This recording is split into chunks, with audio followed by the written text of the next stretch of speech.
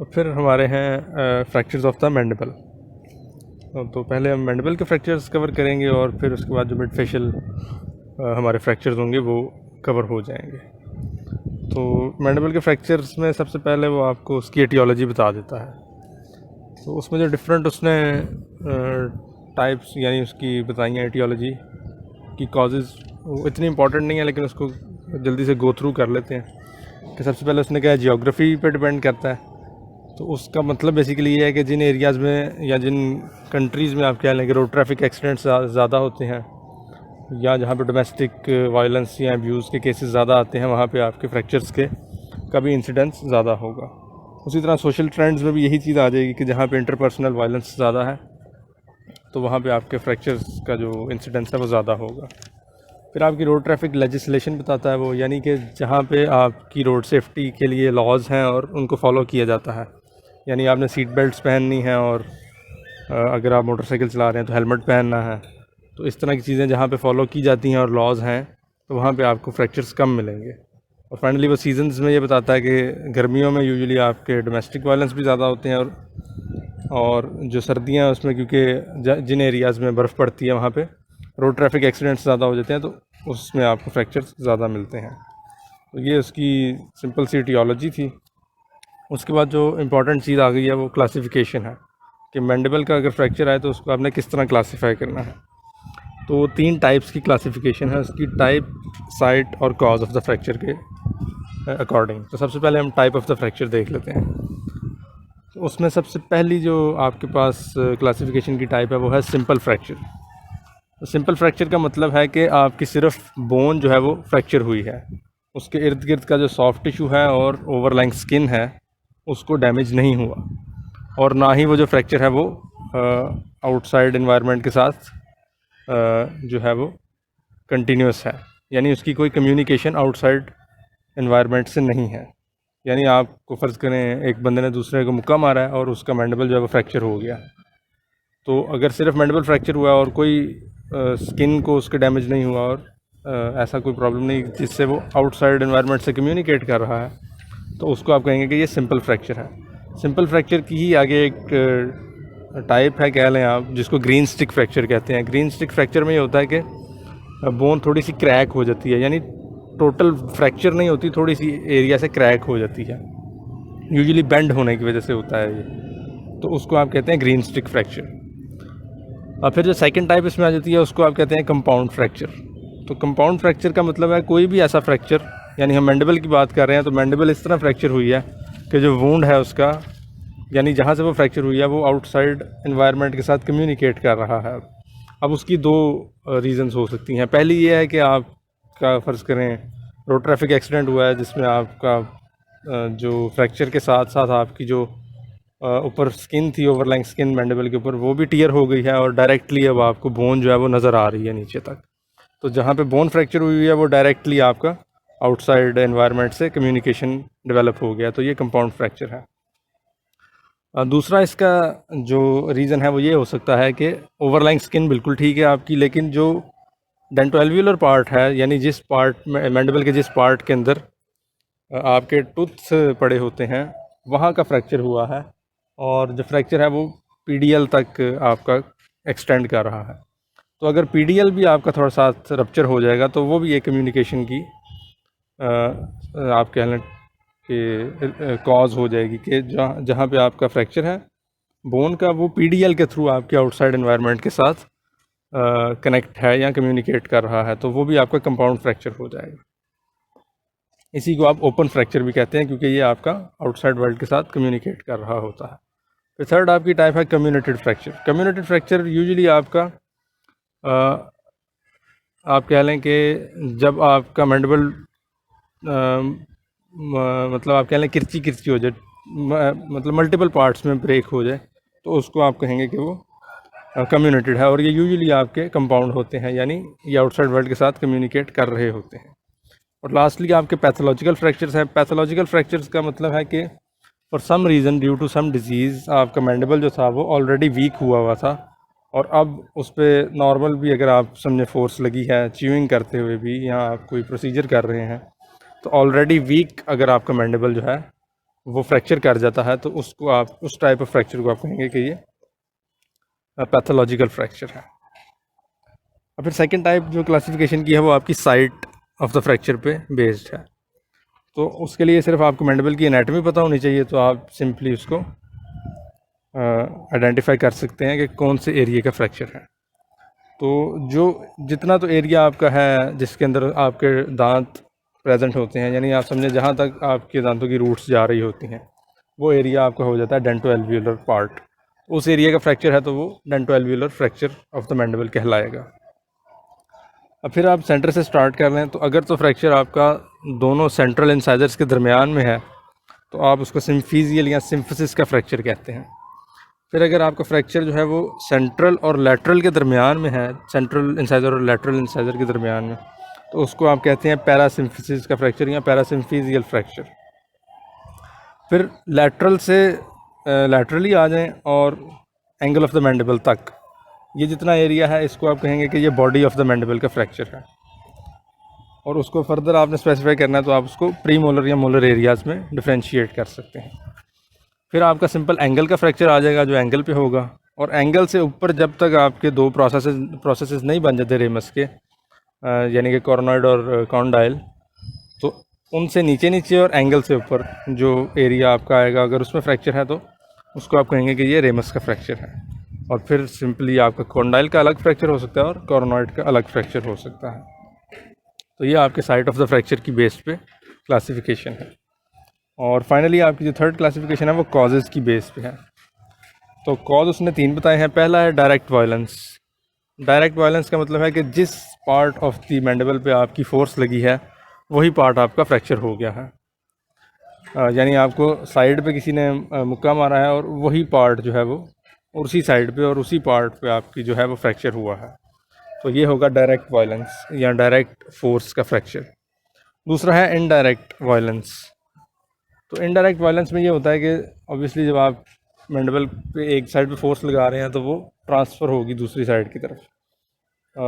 For example आपने right side पे फर्ज करें फोर्स लगी आपके मैंडिबल पे, तो वो लेफ़्ट साइड पे भी ट्रांसफ़र होगी जो उसको अपोजिट साइड में पुश करेगी। तो उसमें यूजुअली ये होता है कि आपका कंडाइल जो होता है वो जो है वो वीक पार्ट होता है और वो यूजुअली फ्रैक्चर हो जाता है। अब जो इनडायरेक्ट आपकी फोर्स है उससे जो फ्रैक्चर्स हो सकते हैं वो यूनिलैटरल भी हो सकते हैं, यानी जिस साइड पे आपकी डायरेक्ट फोर्स लगी है, फॉर एग्जांपल राइट साइड पे डायरेक्ट फोर्स थी मैंडिबल की, तो इनडायरेक्टली उसी साइड का कोई और पार्ट भी फ्रैक्चर हो गया है जहाँ पे डायरेक्ट फोर्स नहीं लगी थी। For example angle of the mandible पे डायरेक्ट फोर्स थी जो फ्रैक्चर हुआ, और उसके साथ ही उसी साइड का आपका कंडाइल फ्रैक्चर हो गया, तो इनडायरेक्ट फोर्स है लेकिन यूनिलैटरल फ्रैक्चर प्रेजेंट है।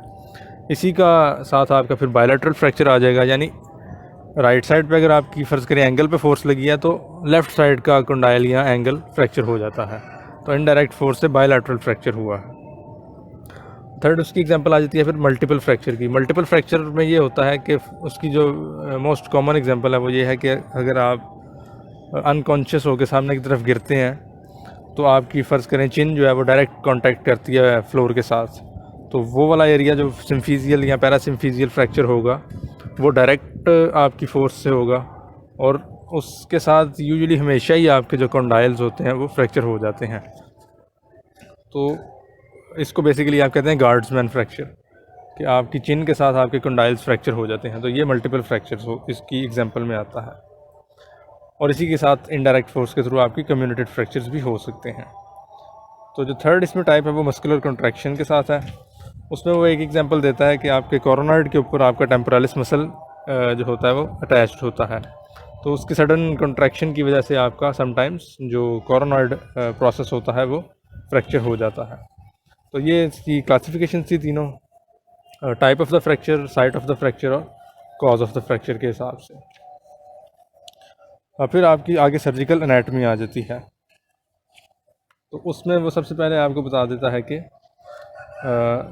जो आपकी फ़ोर्स है वो किस तरह एनाटमी के अकॉर्डिंग डिस्ट्रीब्यूट होती है। अगर आप फेस की बात करें तो इसने इस डायग्राम के अकॉर्डिंग बताया हुआ है। जो ए पार्ट है, पॉइंट है आपका, अगर आप उस पॉइंट पे फोर्स लगाएं तो डायरेक्टली आपकी जो क्रेनियम है उसके ऊपर फोर्स जाती है।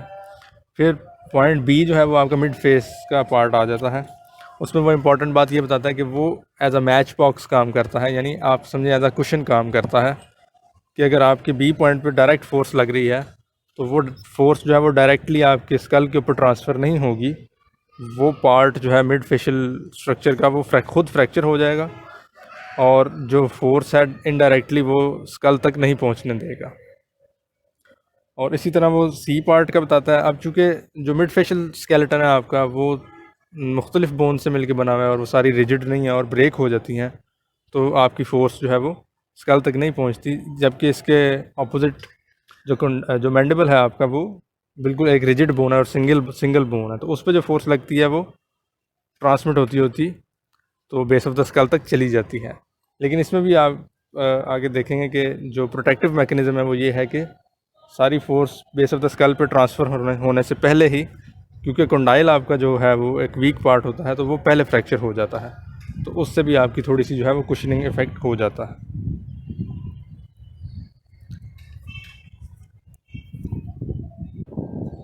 और फिर वो बताता है कि मैंडिबल में कौन सी जो साइड्स हैं फ्रैक्चर की, यानी किन साइड्स के ऊपर मैंडिबल जो है वो वल्नरेबल है कि फ्रैक्चर हो सकता है उनका। तो सबसे पहले वो बताता है कि जो लेटरल फोर्स मैंडिबल के ऊपर लगती है वो ज़्यादा मैंडिबल ज़्यादा सेंसिटिव है उसके according in as compare to जो फ्रंटल इम्पैक्ट होगा या फ्रंटल फोर्स लगेगी, यानी साइड से जो आप फोर्स लगाएंगे मैंडिबल पे तो उसके रिज़ल्ट में ज़्यादा चांस है कि वो फ्रैक्चर हो सकता है। फिर वो कहता है कि जहाँ पे आपका कैनाइन का टूथ प्रेजेंट होता है, क्योंकि उसकी रूट लंबी होती है और ऑब्वियसली जितनी आपकी रूट लंबी होगी उतनी ऑब्वियसली बोन कम हो जाएगी वहाँ पे, तो वो आपका फ्रैक्चर प्रोन पार्ट है।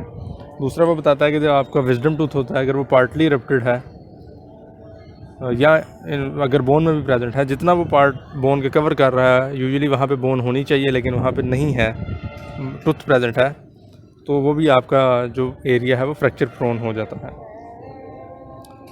इसी तरह वो बताता है फिर कि जो आपका फॉर एग्जांपल जब डिसिजुअस डेंटिशन होती है तो आपके जो प्रीमोलर्स हैं वो आपके जो डिसिजुअस टीथ हैं उसके नीचे पड़े होते हैं। जो आपकी मिक्स डेंटिशन है सॉरी, उसमें आपके ऊपर आपके प्राइमरी टीथ पड़े होंगे और नीचे उसके बोन के अंदर आपके परमानेंट टीथ डेवलप हो रहे होंगे। तो जब परमानेंट टीथ डेवलप हो रहे हैं तो ऑब्वियसली बोन का मैस वहाँ पे कम है और क्योंकि वो थोड़ी सी वीक होगी वहाँ पे, तो चांस ज़्यादा हो जाता है कि वहाँ का फ्रैक्चर होगा। इसी तरह फिर आपके ईडेंचुलस मैंडिबल की आ जाती है बात, जब आपके सारे जो दांत हैं वो गिर जाते हैं तो एल्वियोलर रिजॉर्प्शन स्टार्ट हो जाती है और एल्वियोलर रिजॉर्प्शन के साथ ये होगा कि आपका जो ऑब्वियसली बोन का स्ट्रक्चर है वो कम होता जाएगा और उसके ऊपर फिर अगर नॉर्मल से कम फोर्स भी लगे तो वो फ्रैक्चर हो सकता है। तो ये आपके सारे पार्ट्स हैं जो फ्रैक्चर प्रोन पार्ट हैं मैंडिबल के। लेकिन ये बात ज़हन में रहे कि जो सबसे इम्पॉर्टेंट या सबसे कॉमन आप कह लें जो फ्रैक्चर पॉइंट है वो आपका कंडाइलर या सब कंडाइलर रीजन ही होता है। बाकी ये सारी जो चीज़ें उसने बताई हैं ये आपका जो मैंडिबल है इसको फ्रैक्चर प्रोन ज़रूर कर देता है। और फिर वो बताता है कि मसल अटैचमेंट्स आपके जो different parts of the mandible पे होती हैं उसका फ्रैक्चर पे क्या इम्पैक्ट होता है। तो वो यहाँ पे ये बताता है कि आपका जो मसल होता है वो बोन के आउटसाइड जो पेरियोस्टियम होती है उसके साथ अटैच्ड होता है। तो अगर तो आपका जो फ्रैक्चर हुआ है उसमें सिर्फ जो बोन है वो फ्रैक्चर हुई है और पेरियोस्टियम इंटैक्ट है, तो मसल की कंट्रैक्शंस के साथ आपकी जो बोन है वो मूव नहीं करेगी, क्योंकि आपकी पेरियोस्टियम जो है वो सारी बोन के साथ अटैच्ड है, सिर्फ अंदर से बोन एक साइड पे फ्रैक्चर हुई है। लेकिन अगर आपके फ्रैक्चर के साथ पेरियोस्टियम भी रप्चर हो जाती है और मतलब जो दो पार्ट्स बन रहे हैं बोन के उनकी पेरियोस्टियम आपस में कनेक्टेड नहीं है और अलग अलग हो गई है, तो जिस पार्ट का फ्रैक्चर हो गया है उस पार्ट पे जो मसल अटैच्ड है उसकी कंट्रैक्शन के साथ आपका जो फ्रैक्चर्ड पार्ट है वो मूव कर सकता है। तो इसकी बेस पे आपके फिर आगे फर्दर दो क्लासिफिकेशन आ जाती हैं कि या तो आपका फ्रैक्चर है वो फेवरेबल होगा या अनफेवरेबल होगा। तो उसका सिंपल सा मतलब ये है कि जो फेवरेबल फ्रैक्चर है उसका मतलब ये है कि जो आपका मसल कंट्रैक्ट कर रहा है वो आपके दोनों फ्रैक्चर्ड पार्ट्स को मिला के रख रहा है। अगर इस तरह होगा तो वो आपका फेवरेबल फ्रैक्चर होगा। जबकि अगर इसके ऑपोजिट कंडीशन हो, यानी जो आपका फ्रैक्चर्ड पार्ट है उसको मसल कंट्रैक्शन दूसरे पार्ट से अवे लेके जा रही है, तो उसको आप कहेंगे कि वो अनफेवरेबल है। यानी फेवरेबल का मतलब ये है कि क्योंकि जो दोनों पार्ट्स को मसल कंट्रैक्शन मिला रही है तो ऑब्वियसली उनके लिए हीलिंग जो है वो थोड़ी सी आसान होगी। जबकि अगर मसल कंट्रैक्शन दोनों पार्ट्स को अवे पुल कर रही है तो ऑब्वियसली उसके लिए हीलिंग जो है वो थोड़ी सी डिफ़िकल्ट होगी, आपको फोर्स लगा के दोनों पार्ट्स को साथ रखना पड़ेगा, इसलिए उसको अनफेवरेबल कहते हैं।